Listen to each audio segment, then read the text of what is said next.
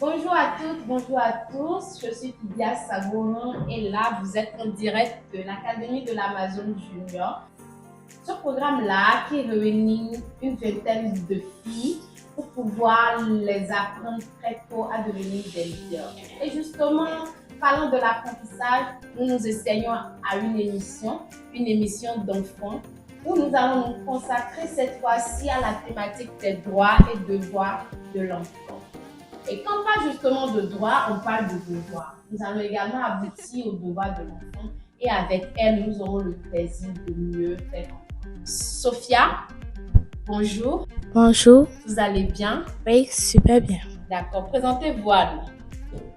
Je m'appelle SS Sophia, j'ai 12 ans, je suis en classe de 4e et je suis une Amazon Junior. Paola, bonjour. Oui, bonjour madame. Présentez-vous à nous. Je me nomme Dagbe Paola, je suis en classe de 4e. Sharon, bonjour. Bonjour. Présentez-vous à nous.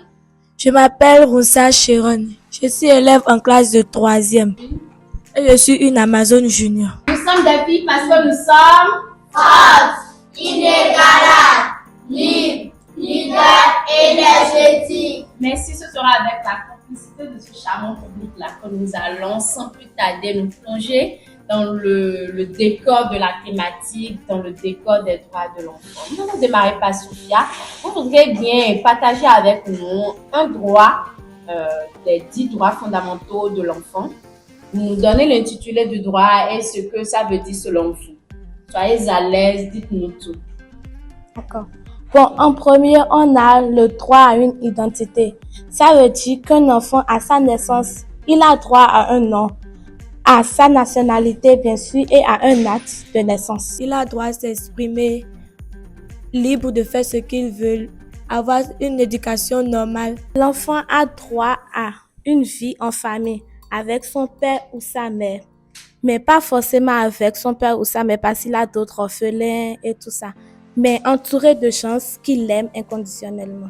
L'enfant a le droit d'être protégé de la guerre, ce qui veut dire que l'enfant n'a pas le droit d'être là au moment de la guerre, ni pour la guerre, ni faire la guerre. Ok, donc un autre droit de l'enfant, Sophia. L'enfant a le droit d'être protégé contre l'exploitation, c'est-à-dire se gêner, faire des trucs qui mettent sa vie en danger pour rapporter de l'argent à ses parents.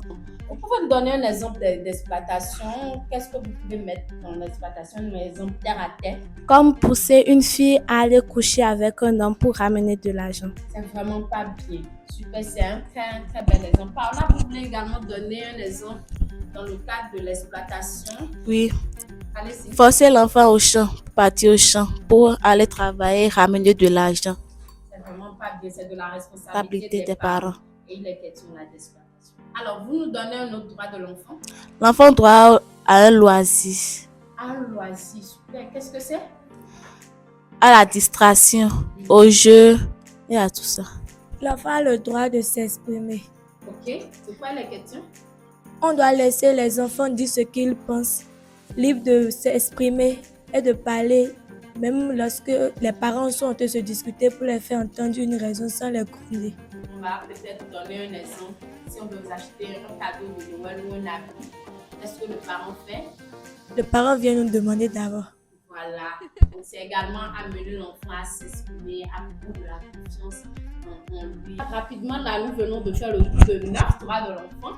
Je m'en vais donner le dernier sur la liste des 10 droits que nous avons sélectionnés et que nous avons décidé de partager avec vous. Il est question du droit à un niveau de vie suffisant. Le droit à un niveau de vie suffisant. Pour vous, mes chers invités, le droit à un niveau de vie suffisant, Sophia, qu'est-ce que ça peut bien traduire selon vous? Le droit à un niveau de vie suffisant, c'est au moins, même si on n'est pas complètement aisé, au moins on doit avoir le minimum pour se développer. Les droits s'accompagnent aussi des devoirs. Qui dit droit, dit devoir de l'enfant. Qui dit droit de l'enfant, dit devoir de l'enfant. Et ces devoirs-là, il est question des devoirs à la maison, des devoirs à l'école, les devoirs dans la rue et partout où nous nous trouvons. Nous allons procéder de la même manière qu'on a fait pour les droits de l'enfant. Je vais commencer par Paola, justement. L'enfant a le devoir de travailler, par exemple à l'école, à la maison. D'accord, donc à l'école, c'est les questions-là de bien travailler, d'avoir de bonnes notes, et à la maison, de participer aux tâches de la maison. Ménager, c'est bien ça. L'enfant a le devoir de respecter les biens publics. L'enfant a le devoir d'aider ses parents à la maison. Au moins les tâches ménagères comme faire la vaisselle, balayer la cour, balayer la chambre. L'enfant a le devoir de respecter ses parents. C'est bien que ses parents. Tous ceux les personnes âgées. Donc, respecter tout le monde. Tout le monde. Respecter son entourage, ses amis, ses camarades. C'est vraiment le respect mutuel envers tout le monde. L'enfant a le devoir d'aider les parents et les personnes en difficulté. L'enfant a le devoir de travailler en classe, au moins pour rendre les parents fiers, pour voir j'ai dépensé l'argent dans mon enfant, mais c'est pas en vain quoi. Et ce n'est pas que la fierté des parents, c'est également la fierté propre De l'enfant. Est-ce que vous savez qu'il y a des enfants qui sont arrêtés et qui sont mis en prison parce qu'ils ont été auteurs de violence? Également, parmi les devoirs de l'enfant, vous devez pouvoir ressortir que l'enfant ne doit pas être auteur de violence. L'enfant ne doit pas être source de conflit entre ses amis, entre ses camarades.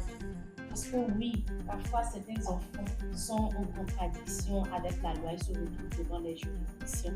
Il y a les prisons pour enfants, les tribunaux pour mineurs, ainsi de suite.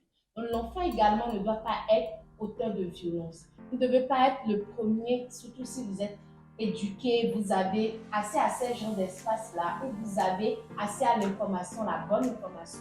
Vous ne devez pas être le premier à gifler l'autre. Non. Est-ce que c'est bien, mes amis, de faire ça? Non. Est-ce que c'est bien d'être la première personne toujours à chercher querelle? Et j'insiste sur le fait que vous avez accès à des espaces auxquels tous les enfants n'ont pas forcément accès. Des espaces comme celui-ci, comme l'Académie de l'Amazon Junior, où nous nous retrouvons à donner des exemples, à discuter sans tabou de l'enfant d'aujourd'hui que vous devez être. Vous va être des adultes accomplis, des leaders de demain. C'est tout pour cette émission spéciale pour parler des droits et des devoirs de l'enfant. J'étais avec Sophia, Paola, Chiron et le merveilleux public qui était également avec nous. Faites un bon pour vous, s'il vous plaît. Un gros coucou à la Fondation des Jeunes Amazones pour le développement qui a initié ce projet Académie de l'Amazon Junior, sans oublier notre partenaire AWDF qui nous a donné le soutien technique et financier nécessaire pour pouvoir organiser ce programme de l'Académie de l'Amazon Junior. On envoie des bisous aux partenaires. Merci beaucoup, merci et c'est tout pour aujourd'hui. C'était super! C'était super!